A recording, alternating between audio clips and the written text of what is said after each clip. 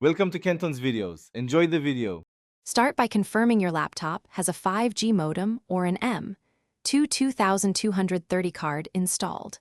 Open the service manual before removing panels and use anti-static precautions. Check for a SIM tray or internal SIM connector and an external antenna header. Inspect the modem label and note supported 5G bands like N78 or N41 for carrier compatibility. Ensure you have external antenna cables connected to the modem if required by the design. Power off and remove battery when accessing internal slots for safety. Download the OEM modem drivers or the Qualcomm Windows driver package for your specific model. Install the driver package while the modem is present and connected to the system. Attach both antenna cables to the modem connectors to achieve proper 5G reception and MIMO performance.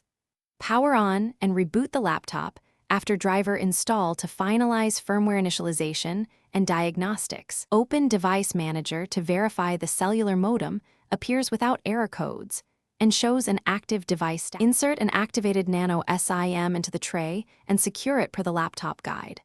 Open Windows Settings, choose Network and Internet, then Mobile Network to enable mobile broadband.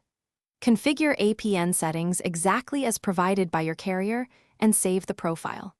In Advanced Settings, choose Network Type and prefer 5G NR when available to access the 5G band.